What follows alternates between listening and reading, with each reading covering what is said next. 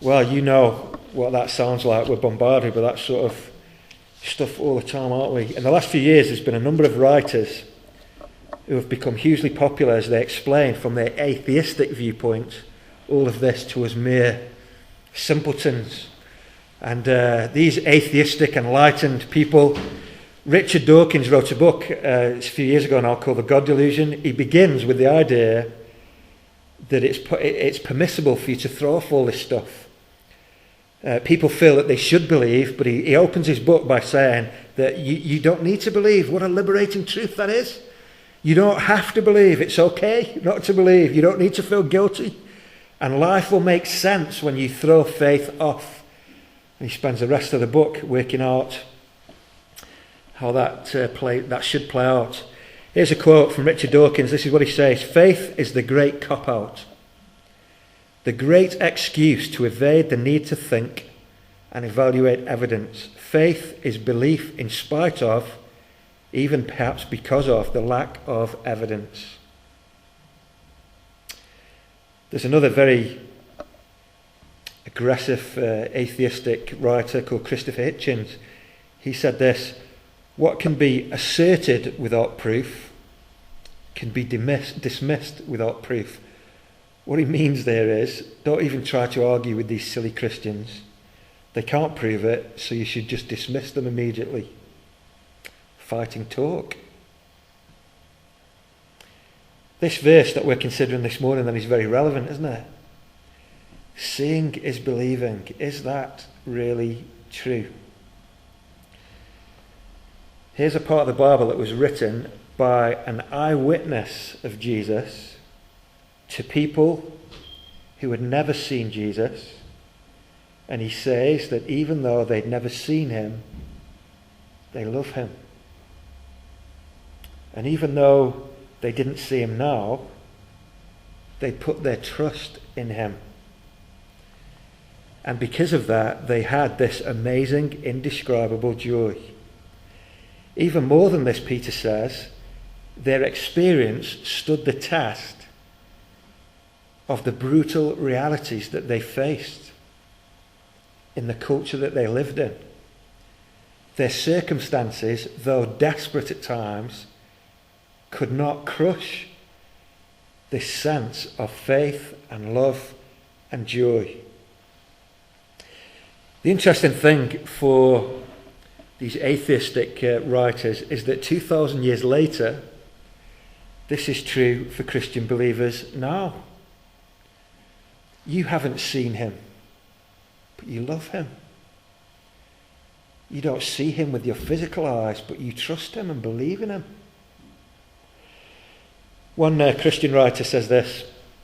I think this is a great quote. There is nothing else in all the world parallel to that strange, deep, personal attachment which fills millions of hearts to this man who died 1900 years ago, and which is utterly unlike the feelings that any men have to any other great names of the past. To love someone unseen is a paradox, which is really realized only in the relation of the Christian soul to Jesus Christ.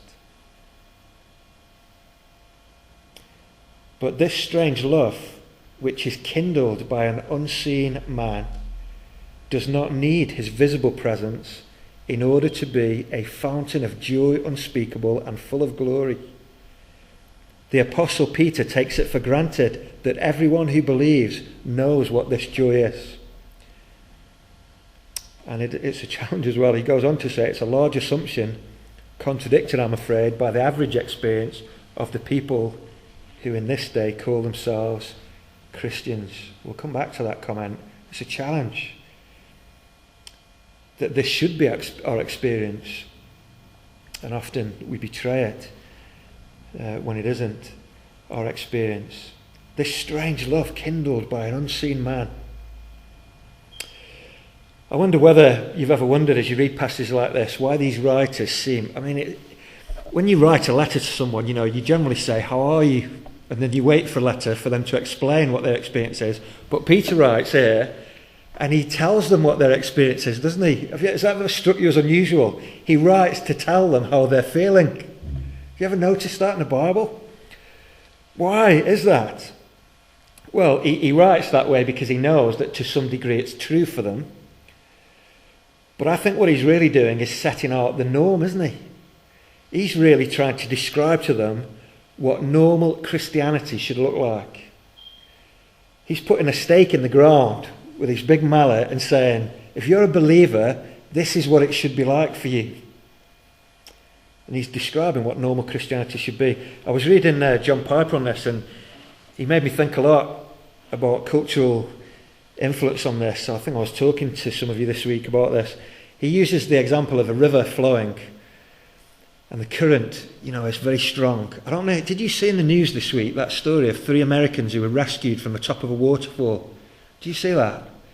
And they must have been, this river had overflowed, it had rained, and they were messing around, obviously, and swimming in the river. And they literally got swept to the edge of the waterfall. And this guy was stood there on the end of the waterfall, holding 2 other people. And the fire brigade had to come and throw lines and let the river wash the lines. And then one by one, they pulled them to safety, and they didn't go over the waterfall. But the current had washed them right to the brink of this big waterfall. Piper was commenting that is what it's like living in this world. The current sweeps us along. And the thing is about being in the river, compared to other people, it doesn't look like we're moving, does it? We're not moving faster than anybody else or lagging behind. The whole river's moving. And the only way that you can tell that you're moving is if you keep your eye on the bank. And if someone drives a big flag in the bank, you can tell then how far you've moved from where you should be by looking at the bank. That's what Peter's doing here. Our whole culture is moving in one direction. And what we need to do often is come back to the flag on the bank, which is the Bible, the Word of God. And only then will we see how far we've moved. Peter is saying this is normal Christianity. Have you floated downstream from this, or is this your experience?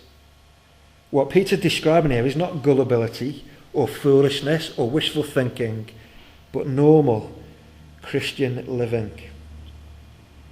So, we're going to have a little think about this phrase, seeing is believing. And I want to try and show you that it isn't true, and it isn't as plausible as it first seems. And then we're going to get into what this verse really means for us and take some challenges away. So I want to say to you this morning that seeing is not believing on the basis of this verse. And I want us to just look at some facts to help us think through this. And we're going to just think about Jesus. Here's my first thing. You might be surprised at some of this, I don't know.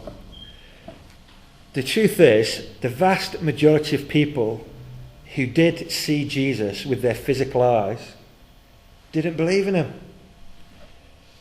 So what makes us think or hope that if only we'd seen him, we would believe? Are we any better than the vast masses of people who did see Jesus but did not believe in him? What is it that makes us think that that would be true? There were many people who saw the things Jesus did and heard the things that Jesus said, and it did not lead them to believe in him. They were intrigued by him. That's a good thing. Many people were impressed by him. That's a good thing. Many people, if they were honest, could not find any real fault with him. That is a good thing. But in the end, the vast majority did not believe in him. We could go to the cross, couldn't we? And see Jesus lifted up to die, and crowds walking past the foot of the cross and saying, mockingly, if you are the Christ, save yourself and come down from the cross, and then we'll believe in you. The vast majority of people, there was no outcry when Jesus was crucified. Many people had seen the things he did and said, and it did not lead them to put their trust in Jesus.